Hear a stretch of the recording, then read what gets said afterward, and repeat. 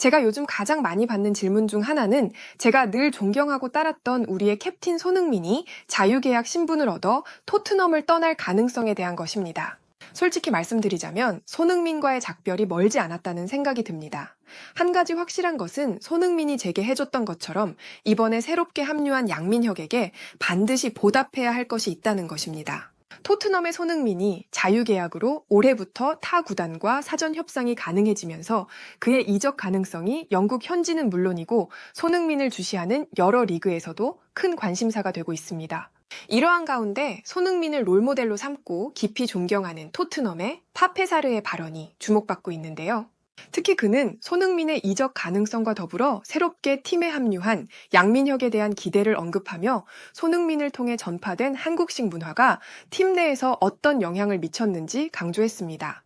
토트넘의 파페사르의 인터뷰를 통해서 손흥민의 이적에 관한 내용과 함께 손흥민이 파페사르에게 전파한 한국식 문화에 대해 외신들은 크게 주목하고 있는 상황입니다. 자세한 내용을 좋아요 버튼과 함께 살펴보겠습니다. 자유계약 신분을 획득한 손흥민을 영입하기 위해 여러 클럽들이 경쟁을 벌이고 있는 가운데 이탈리아의 AC 밀란 역시 공식적으로 영입전에 뛰어들었습니다. 토트넘의 손흥민의 최신 이적 관련 소식을 맨체스터 유나이티드의 게리 네빌을 통해 전해지면서 더욱 화제가 되고 있는데요.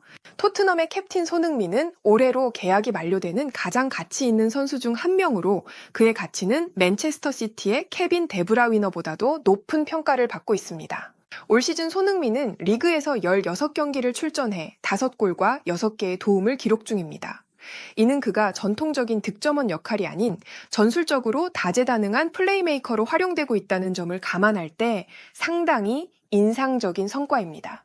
손흥민은 단순한 득점 기계가 아니라 경기의 흐름을 바꾸는 능력과 높은 축구 지능을 갖춘 선수로 평가를 받고 있습니다. 그가 적절한 전술적 지원을 받는다면 앞으로 최소 3년 이상 전성기를 이어갈 가능성이 높다는 것이 전문가들의 공통된 견해입니다. 뿐만 아니라 왼쪽 공격수 포지션을 기준으로 그는 레알 마드리드의 비니시우스와 바르셀로나의 하피냐에 이어 리버풀의 루이스 디아스와 니코 윌리엄스 다음으로 당당히 탑5에 이름을 올렸습니다. 특히 손흥민의 나이와 현재 소속팀을 고려할 때 여전히 세계적인 입지를 유지하고 있다는 점은 주목할 만합니다. 여전히 건재한 손흥민에 대한 매력적인 이유 때문에 이탈리아의 명문 구단 AC 밀란 역시 손흥민을 영입하기 위해 적극적으로 경쟁에 나섰습니다.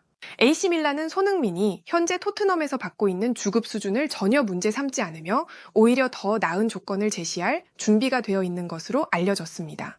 그들은 손흥민이 팀에 합류하기를 간절히 바라며 그의 결정을 기다리고 있는 상황입니다.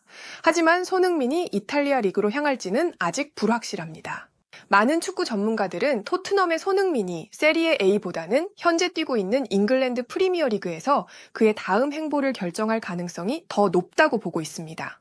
특히 맨체스터 시티와 맨체스터 유나이티드는 손흥민에 대한 관심을 꾸준히 보여왔으며 그를 강력히 원하는 클럽으로 평가받고 있습니다. 이들 구단은 손흥민이 가진 탁월한 기술, 다재다능함, 그리고 경기에서의 결정적 영향력을 높이 평가하며 그가 팀의 핵심 자원이 될 것이라고 확신하고 있습니다. 맨시티는 펩 과르디올라 감독의 전술 아래 손흥민의 역량을 극대화할 수 있을 것으로 기대되며 맨체스터 유나이티드는 팀의 부활을 위해 손흥민 같은 월드클래스 선수를 영입하는 데 전력을 다할 가능성이 큽니다. 이러한 상황에서 토트넘의 파페사르는 손흥민의 이적에 관한 자신의 생각을 전하며 새롭게 토트넘으로 합류한 양민혁에 대한 자신의 생각을 전했는데요. 요즘 들어 가장 많이 받는 질문 중 하나는 손흥민이 정말로 토트넘을 떠날 가능성이 있는지에 대한 것입니다. 이는 단순한 호기심을 넘어 많은 토트넘 팬들의 걱정과 불안을 담고 있는 질문이기도 합니다. 팬들 사이에서는 만약 손흥민이 팀을 떠난다면 그 책임을 다니엘 레비 회장에게 묻는 목소리가 점점 커지고 있는 것으로 보입니다. 그 이유는 지금의 토트넘에 대해 손흥민은 상당한 회의감을 느끼고 있는 듯하기 때문입니다. 손흥민은 늘 토트넘에서 자신의 모든 것을 쏟아부으며 팀이 우승 트로피를 들어 올리는 순간을 꿈꿨습니다. 그는 팀 내 후배들이 올바르게 성장할 수 있도록 자신의 경험과 노하우를 아낌없이 전수하며 힘들어하는 선수들의 마음을 돌보는 데에도 최선을 다했습니다. 이러한 손흥민의 헌신은 단순한 팀 사랑을 넘어 진정한 리더십의 본보기였습니다. 하지만 그의 이런 헌신적인 마음과는 반대로 자유계약 신분을 얻게 된 지금의 상황은 손흥민에게 많은 생각을 하게 만든 듯 보입니다. 물론 팬들과 저 모두 손흥민이 계속 토트넘에서 뛰어주길 바라고 있지만 그것은 어쩌면 우리의 욕심일지도 모릅니다. 손흥민이 축구를 행복하게 할 수 있는 곳이 이곳이 아니라면 그는 그 행복을 찾아 떠나는 것이 맞다고 생각합니다. 충분히 손흥민은 행복할 자격이 있는 선수입니다. 제가 토트넘에서 지금처럼 주전 선수로 자리 잡을 수 있었던 것도 손흥민의 진심 어린 지도와 관심 덕분이었습니다. 매 경기 후 부족했던 점을 손흥민은 상세히 짚어주었고 경기장에서 어떤 마음가짐으로 임해야 하는지 가르쳐 주었습니다. 손흥민처럼 진심을 다해 후배를 지도하고 진정성을 가지고 대하는 선수는 정말 드물다고 확신합니다.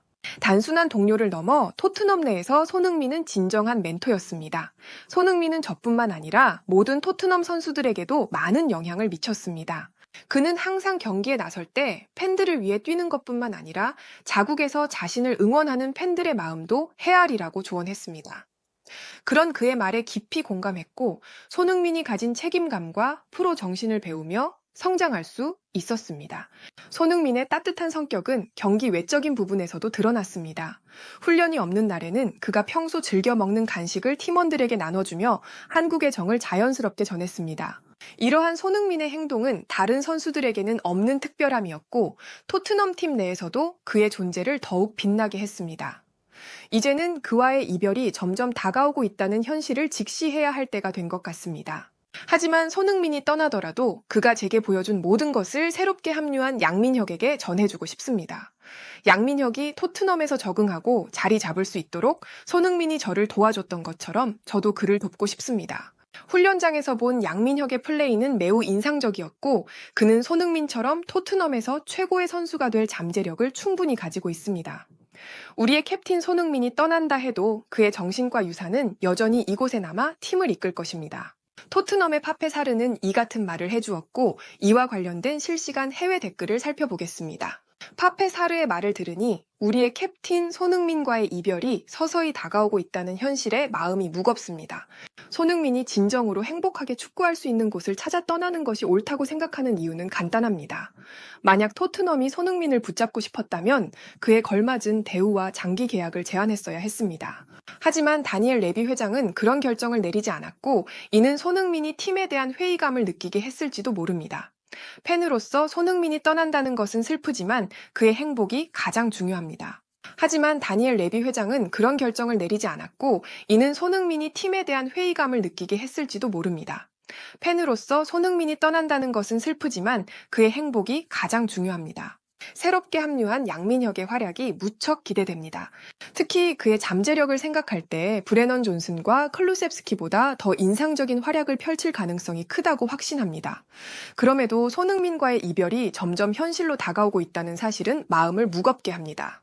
해외에서는 이 같은 반응을 보여주었고 좋아요와 무료 구독 그리고 알림 설정해 주시면 영상 제작에 큰 힘이 됩니다. 여러분들의 생각을 자유롭게 댓글로 남겨주시고 오늘도 시청해 주셔서 진심으로 감사드립니다. 오늘도 편안함에 이르시길 기원하겠습니다. 이상 월드TV였습니다.